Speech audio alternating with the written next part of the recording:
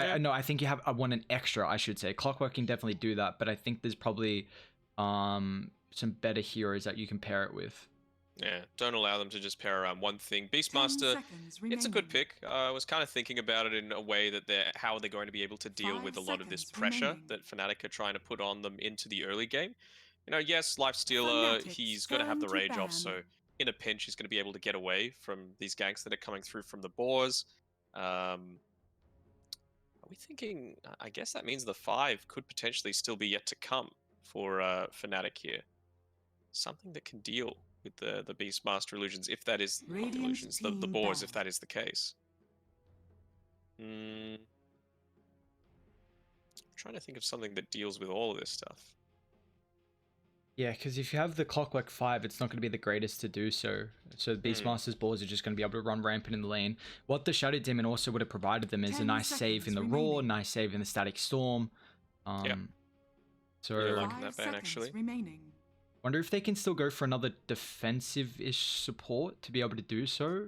They could go on Oracle. Oracle's totally fine for me.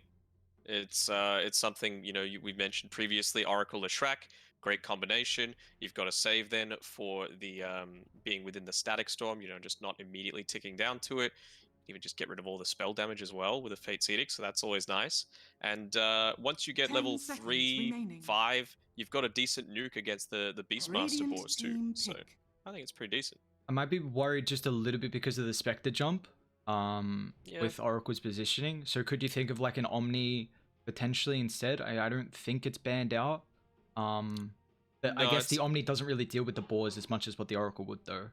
Yeah, but it enables the Lifestealer to do it. He's already quite speedy himself, so maybe he'll go a different build. You know, some people go into the Gloves of Haste first. He might just go into the Boots of Speed, so he is capable of catching up onto these boars. So I don't mind the Omni, but DJ, I remember there was a game he was playing a Warlock against a Spectre, and you think like, oh crap, that's going to be terrible. He's just going to haunt on top of me.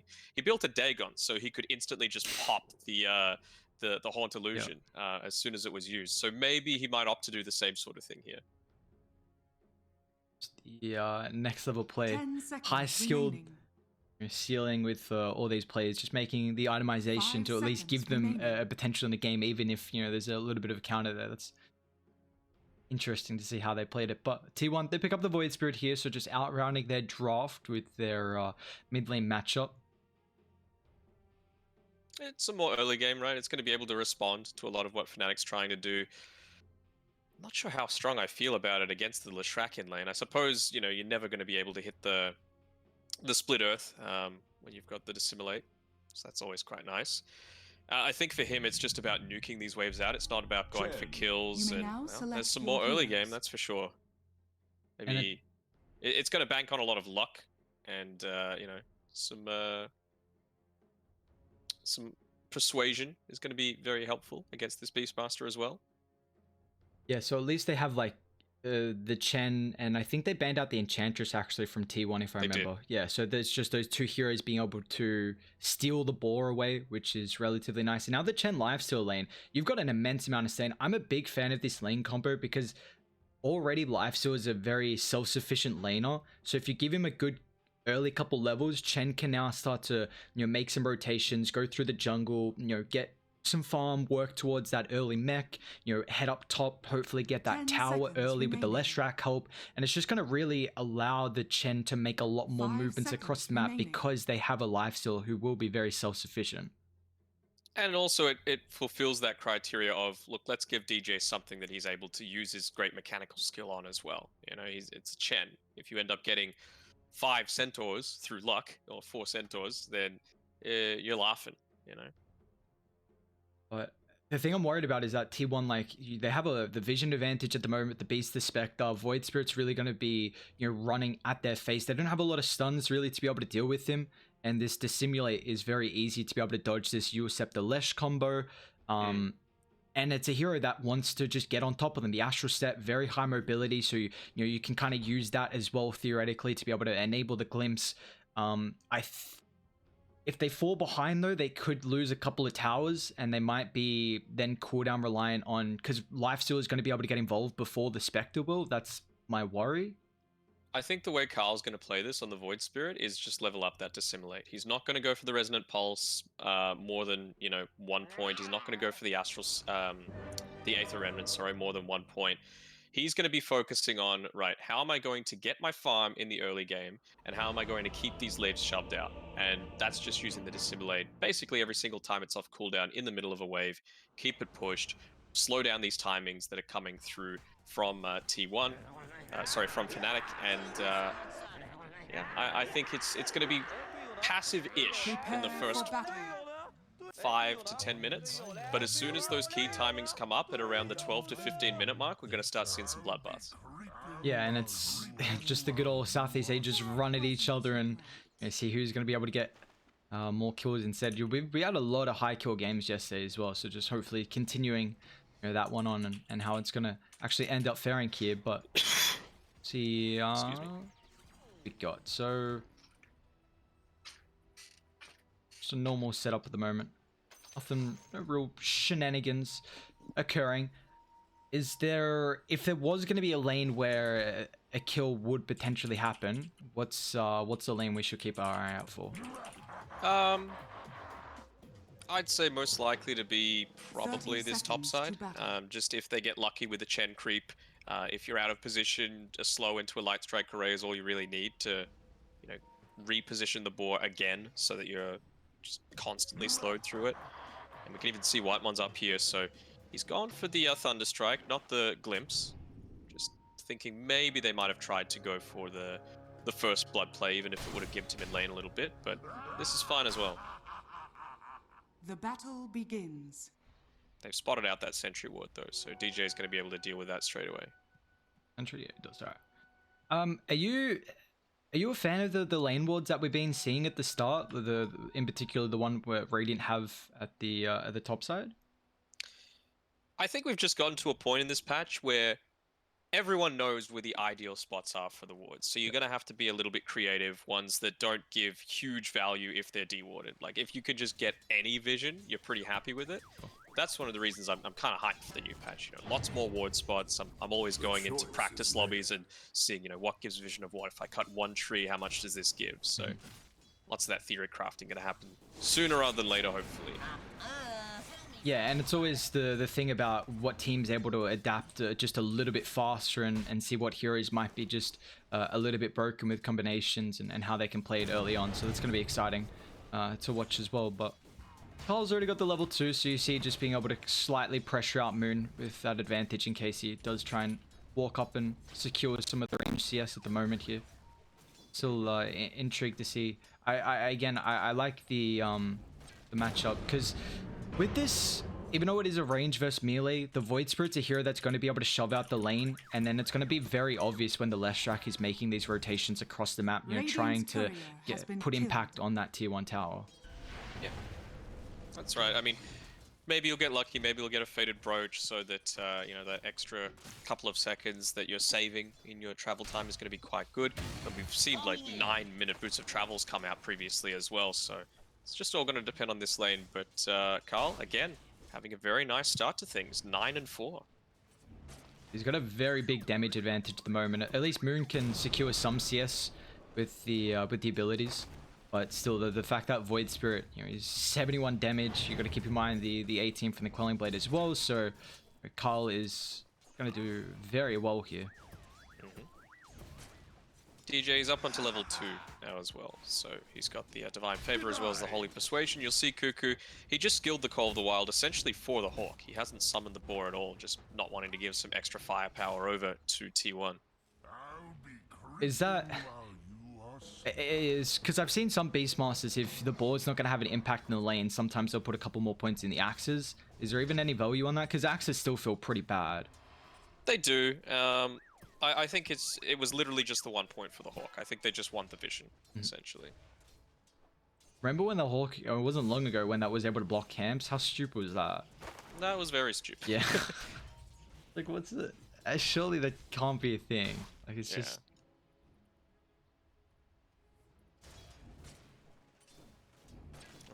again, it's just looking very passive. No real kill potential from either of his sides, especially like we talked about the top lane being the one that potentially it could happen in. But if you're not going to summon the boars to try and get something to happen, they can't steal the boars, and no kills can really eventuate from it.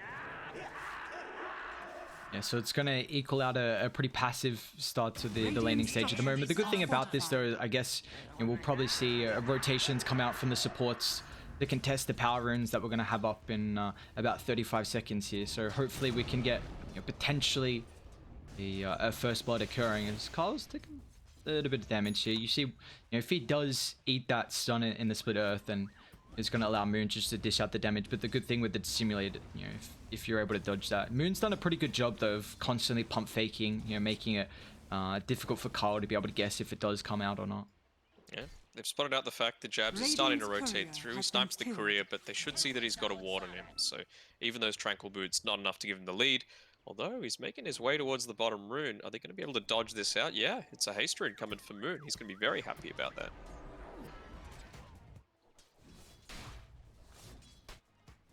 This one was always mine.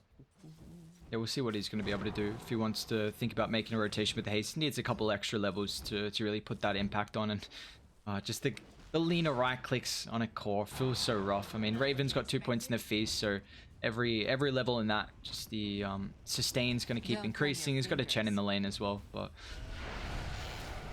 actually gone in a little bit onto Zephyr, forcing the TP all the way back, so he's going to have some respite from all this harass coming out. But what's he going to be able to purchase now? He's got nearly enough for his boots of speed, so perfectly happy with that one.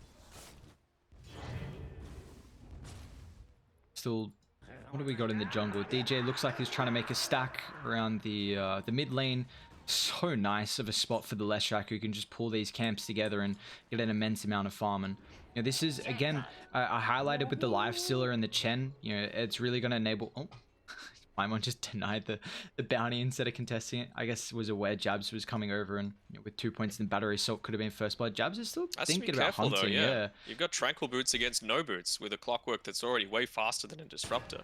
He's got Glimpse. It's just going to send him back now. It takes a little bit of damage holding on the Glimpse for a while there, but man, this mid matchup, you just see how strong Carl is doing right now. At least Moon has some stacks to be able to fall back on, and really nice understanding. Sorry to interrupt from Whitemon. He's constantly checking the inventory of this Clockwork. Saw that he immediately dropped the Observer Ward and sentries it straight away. So the couriers are going to feel a little bit more safe now that Clockwork's not easily able to snipe them.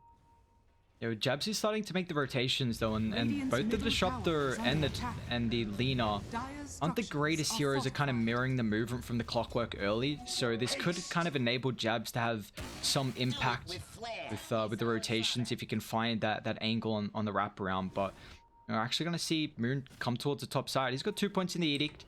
They've got the wave diving as well, so this is a great rotation from Moon, as we're going to see our first blood finally 6 minutes in. This Moon will claim it, and with the catapult wave and the Edict, they're really going to try and put some pressure on the tower, and this is what you're able to do with the Chen Lesh lineup. Yeah, and really good understanding of the resources that T1 had at their disposal. We had Void Spirit, who got his Clarity sniped out by the Clockwork, so didn't have that regen to be able to come and contest this, and forced to walk all the way back, only just TPing in. Moon might die for it now, having overstayed the welcome. He's in trouble, Zephyr with the TP forward. So, I mean, they get the tower, they punish the Lesh for staying that long, but it's still... I guess you lose the Lesh there, unfortunately. At least they get that tower, though, which is going to feel pretty nice. And meanwhile, Jabs trying to soak up some experience. You got Masros as well. We haven't put too much attention on bot because it's kind of just been this farm fest. Masros, 41 last hit. Spectre's got 36 at the moment. So they're both having a relatively decent lane. And you don't have the kill potential, especially now that he's gone for this Morbid Mask. He just doesn't even need to buy any more regen. Disruptor's not able to output enough damage to make that a real factor.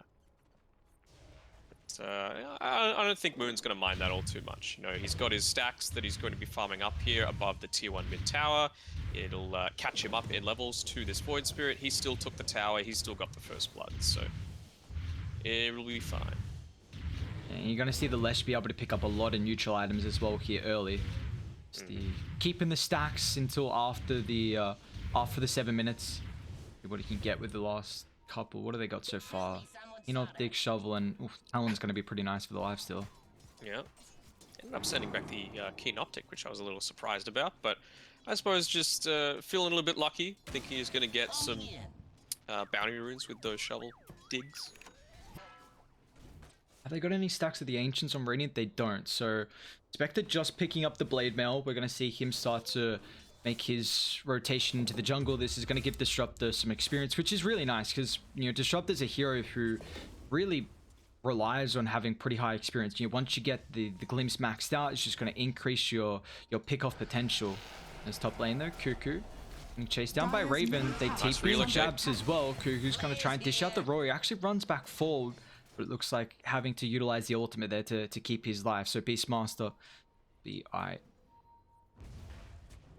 A little bit of a rotation here from Zephyr, just getting some understanding of what's going on. And you mentioned the Glimpse and the Static Storm. He should probably be hitting up into that level 7 around the time where all these brawls are going to happen. Moon getting dived somewhat. Could be in trouble here. Remnant's going to end up missing. Leshrac having a very high movement speed at the moment with the help of the Windlace too, so it looks like he's going to be okay. They don't have enough mana for the Haunt at the moment. Not that he really wanted to jump onto the tower without the rest of the team following up there. So the some rotations try and get these pickoffs, but unfortunately no connection so far. And Masros as well, he's just able to take this tier 1 tower bot without too much contesting now. White Money's soaking up as much experience as he can, but having to be careful as always. Clockwork, very hard to try and deal with. Well, this is worrying now because Fnatic are going to probably try and look to go mid with that second catapult timing through. And they've already got 2 tier 1 towers. And Raven, I mean, he's of course not yet with the armlet, but he's going to have a pretty decent timing here. So I'm going to look to see if Fnatic can contest the tower mid.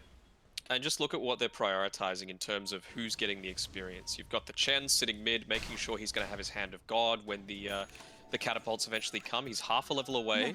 The the tome being purchased up by Jabs, so obviously wanting to have his hook shot as well.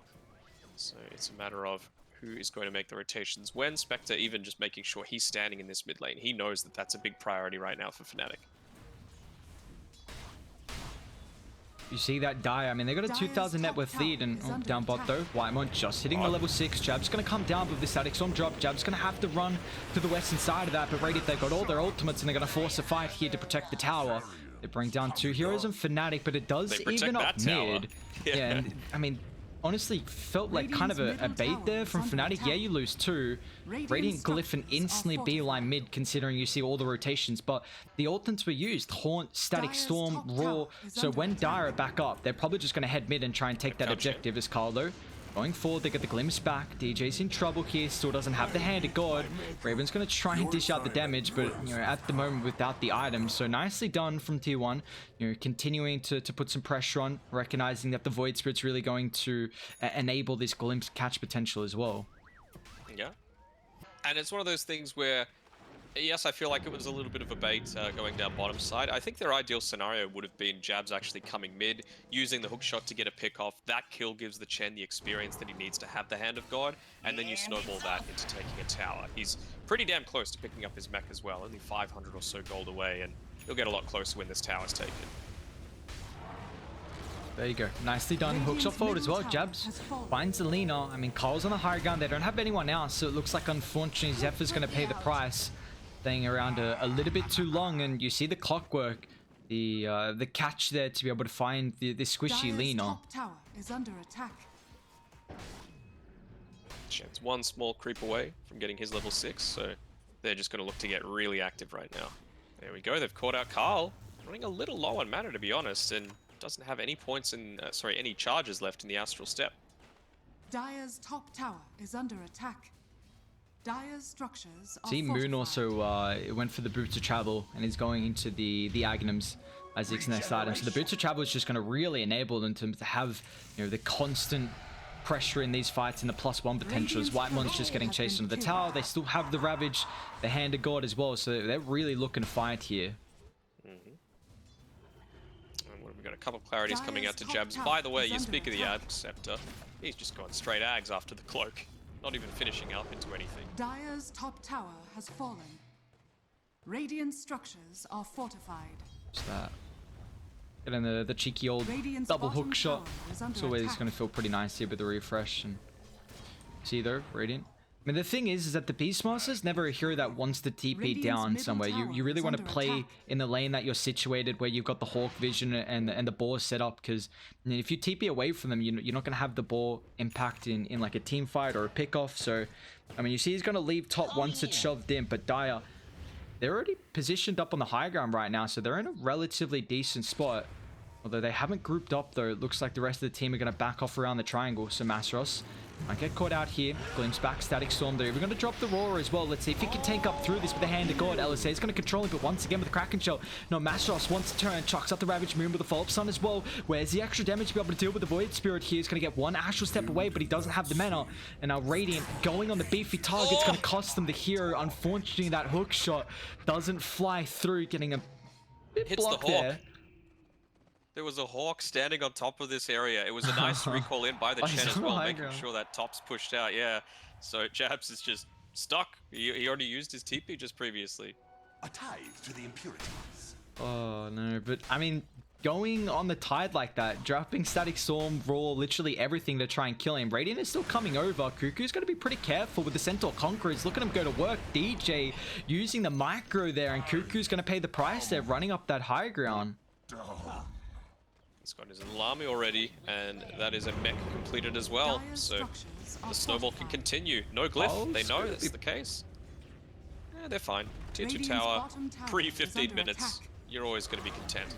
Radiant's bottom tower has fallen. So probably just take away this outpost, secure a couple of bounties, and then just go to the next tier 2 tower. You've still got 3 minutes.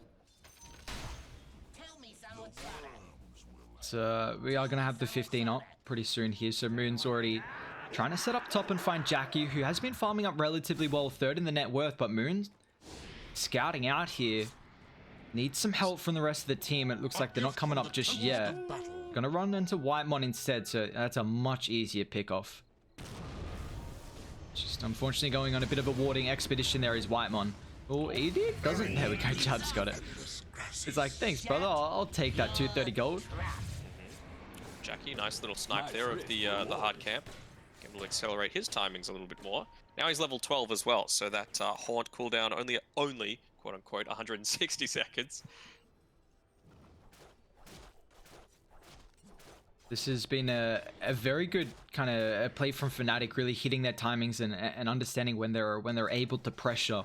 And we saw when T1 didn't have their ultimates, really made it difficult for them to be able to contest the fight. Shabs is in trouble, has to use the hook shot to get away from the aggressive Beastmaster running through the jungle, but he's still slowed up. Carl's going to be able to get involved as well as the healers to be able to set up for the Remnant. They're running over inside their jungle, but they're going to get there a little bit too late. Looks like they still want to try and contest this though. Carl, stun, is actually off the mark there completely. And now what do Radiant want to do about it? Are they still going to take the fight? However, Cuckoo's got the Roar. On top of the backline though, looks like they've found Whitemon. I mean, unfortunately, it's just a Chen, so unable to really do too much to pressure out the Disruptor, who was trying to link up with the rest of the team. They're still just battling out. Now with the Static Storm drop, they're going to Glimpse drag back with the Haunt follow-up as well. You've got to be careful because Mastros has got the Ravage, but a 3-man stun from Zephyr. Carl's going to go in as well. Moon's going to end up paying the price. Mastros still with the ultimate, without the rest of the team. Lestracks a lot of the damage. Raven's going to try and turn, chucks out the Ravage, stuns up all three. It's a lot of coming in. Clock's going to try and help out as well. TP's the outpost. He doesn't have the hook shot just yet. It's going to be up in a couple of seconds here. How can they follow up though? They need the vision. Jabs want to Joe up there. Looks like it's going to be a little bit more difficult. There is, and that's all she wrote though. So you see Fnatic, they end up losing 3. Cuckoo's going to be the price to pay, but a nice fight from T1. Rock it on. Found the Spectre. They know a lot of big ultimates were just used, but it also includes their own Ravage. This is the next big priority here. The no vision up on this high ground though. Can Lesh rejoin them at the moment? Gonna try and TP into mid. Jabs, nice cogs in this choke point. They're gonna be careful around T1. Carl's gonna try and go on the backline with the Roar as well, controlling the life sub, but they've got the sustain coming through thanks to the Hand of God. Do they want to continue for more? Because they're diving pretty deep without the Ravage. LSA holds 2 back. No one's died just yet. Up of the backline, they've got the vision advantage right now, so Carl's gonna be careful. They got 1 ulti charge, but no way to jump in right now, so it looks like Carl should be fine. So much vision being gained as well. Zephyr, he is just in no man's land right now. Well, free money. And you can tell what the priority is for them. You know, a lot of lifestealers, they go things like the MKB, but when you've got this push lineup, Moon might be dead though. Oh. This is out the Remnant. Now Dire, they're trying to cut them off here. Static Storm drop, only controlling one. Masro's going to be able to get out of range, but there's no follow-up in the Storm right now, so Jabs keeps his life. And Dire, they want to try and punish this. Gush going to be up in a couple seconds, so Sly's up Whitemon. If they can continue going for more, Raven should be able to catch up thanks to the Rage, and unfortunately, Disruptor's going to end up falling. Drops a ward before his death, but Fnatic are just continuing to put so much pressure on the map right now, knowing that the Spectre, you know, with that Haunt cooldown, unfortunately, not really being able to get involved. Yeah, just some efficient plays coming through from Fnatic. Even Jabs, when he died before, he made sure to buy out. So he bought the Ogre X just before the death, not losing any money, and he's only about 2,000 gold away from finishing his own Aghanim Scepter. So you should be pretty damn content with how things are going. Lifestealers, well, like I was mentioning, some of them go the MKB. Does not make sense at all with this lineup. You just go that straight Desolator and just buff up the damage that's coming through from the Leshrac, that's coming through from the Chen army. You're very happy to just continue the push going forward. Now it gives them a much easier way to be able to take Roshan as well. I mean, they already have the Gush and the minus armor, but now also getting the Tiger's even got a medallion as well. So they're going to have a lot of minus armor, and you know, this Rosh is going to fall pretty fast. So if T1 use a couple of their ultimates, you know, they've got really good ways to scout out, especially with the Beastmaster, but you got to keep in mind, if those ultis are down, it's going to be really hard to contest in a choke point like that. Yeah, and I'm just really liking how Fnatic are going around these timings, right? Like, yes, it would be nice to have a pipe against this lineup. You know, they've got a ton of magic damage coming through from the Static Storm, from the Lina, from the Void Spirit. But is that what's going to be able to actually end the game and take the objectives and move forward onto what's actually important? No, it's the Solar Crest. That's the thing that's important. That's going to take Roshan. That's going to make the next team fight much easier. It's going to be a 6v4 type of scenario when you've already got a ton of sustain.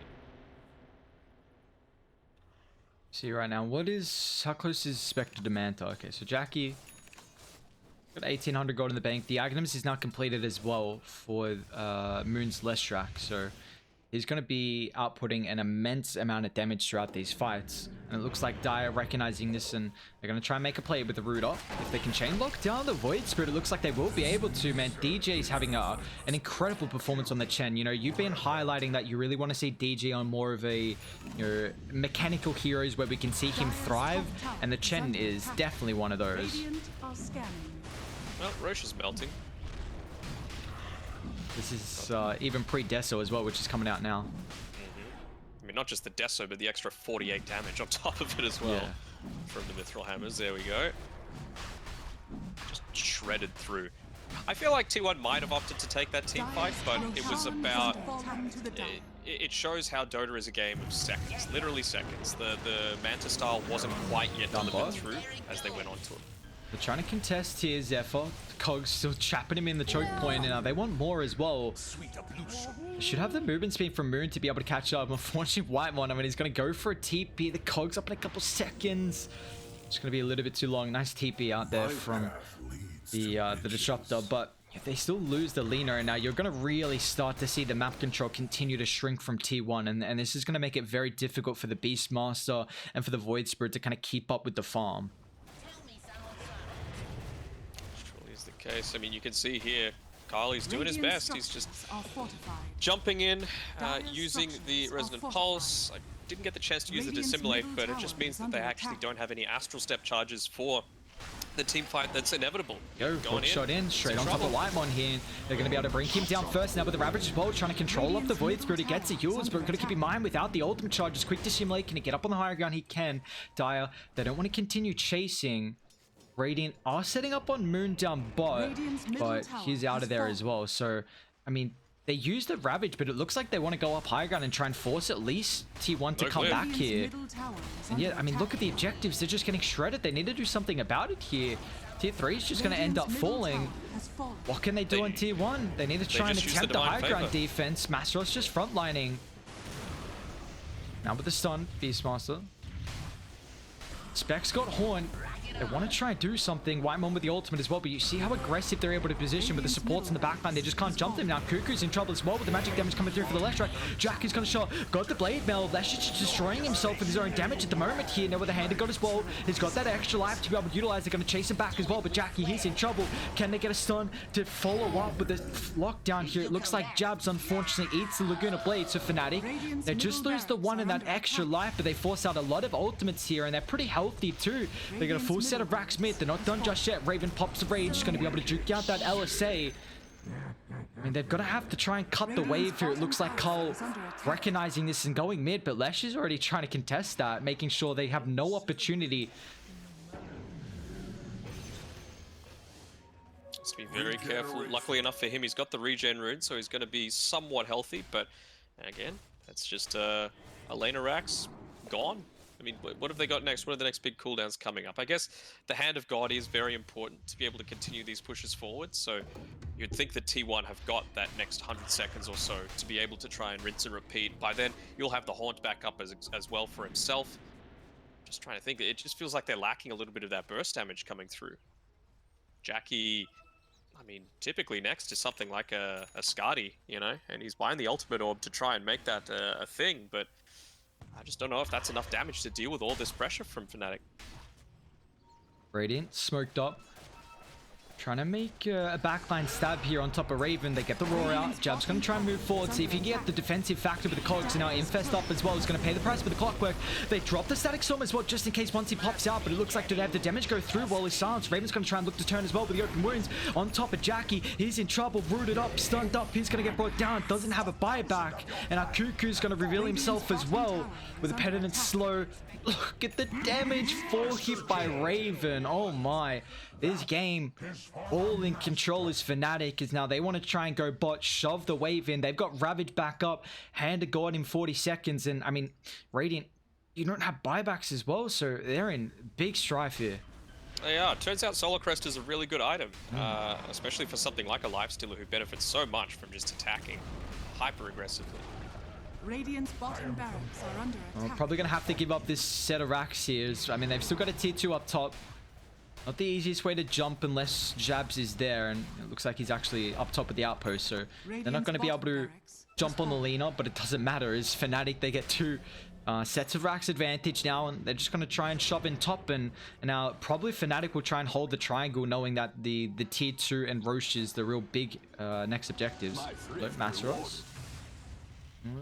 Team is kind of left the tide a little bit. DJ's there. Masteros is still goddamn tanky. Like, how are you going to kill off the Tide Hunter? Is that Jabs? It just follows up. Hooks on forward. They're going to try and deal with the backline. Haunt forward, but it looks like the damage for the Void Spirit is just eating everything up from Raven. They're going to be able to keep DJ alive. And with the Static Storm dropped as well, doesn't matter. Tide's going to be able to get a range down, but the Ravage controls up 3. It allows Raven to go to work with the sustain from the Hand of God. There's just no damage that T1 are dishing out. The Bash Cuckoo gets the force, but Infest going to be able to secure the kill. Carl's in trouble as well. He doesn't have any ultimate charges. Looks like they don't even care. They'll just walk it through. I mean, just, oh my lord. Masteros is just so goddamn tanky in the sustain. You just see that T1 can't do anything right now. Yeah, unkillable. 16k net worth lead. By the way, 100% win probability coming through for Fnatic right now, and I cannot find a flaw in the way that they've played this game. It was perfect from their execution.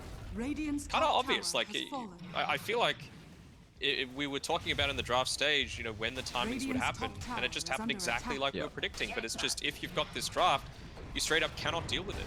Let's see what they can do. They got the Agnums on Carl. This might be a good opportunity to be able to bring down Ray, but he stays alive and are raged up, protected with the Glimmer. Meanwhile, Masteros, he's just so far in. Doesn't give an absolute shit right now. He's still in trouble as Masteros. He's fallen pretty low here. DJ is going to try and help up with the mech. Glimmer keeps back up as well. And inside they go. Carl's going to try and do the work, but he's got to be careful because he doesn't have any ultimate charges. Meal on top of the backline. Moon, Clockwork, dealing with the backline supports. Lena's going to buy back, but the rest of the team, they don't have buyback. Cuckoo stuck up on the racks. They didn't kill the goddamn Tide Hunter. Fnatic lose no one, and they claim everything. Full mega creeps now, as they probably don't even have to leave if they want to. They could just force the G's here, and they will. T1 have to tap out. A beautiful game from Fnatic. Come on, Jabs, run back to your courier. Make it in time. He finishes the Ag Scepter. That's what he wanted before the end of the game. Victory. Yeah, perfect. I cannot find a fault in the way that Fnatic played that game. You might say, oh, but they died 10 times, but it was things like baiting out these big ultimates. You know, they took fights where it wasn't really many of them that died all at once. I think there might have been one above the top bounty rune. Is probably the one fight that maybe could have gone a little better for them, and it was. This is really nitpicking here, going down to things like the Chen getting killed mid Hand of God cast. So like, come on, we're splitting hairs at that point. Perfect execution from Fnatic, and the stonks from T1. They're taking a hit. I mean, it's quite the performance from Fnatic. You got to keep in mind, I mean, they were 1-3 map count so far. They've been versing some pretty tough teams, and to come out at the start of this series like that and literally play what looked like goddamn flawless, and you know, we just see the execution from this lineup, hitting the timings literally on goddamn point, recognizing whenever T1 they had their ultis on cooldown, really punishing. And I was a big fan of how DJ played the Chen. Again, you've highlighted constantly that you want to see DJ on a lot more of these mechanical heroes that we can see him shine on, and he just had an incredible performance on the Chen. Yeah, not too much else you could say. And we're happy as well, because it's a 26-minute game. Means we can get into another one very shortly. We're going to be able to find game 2 just right around the corner here between T1 and Fnatic. We'll take a quick break until that one is ready to rock and roll.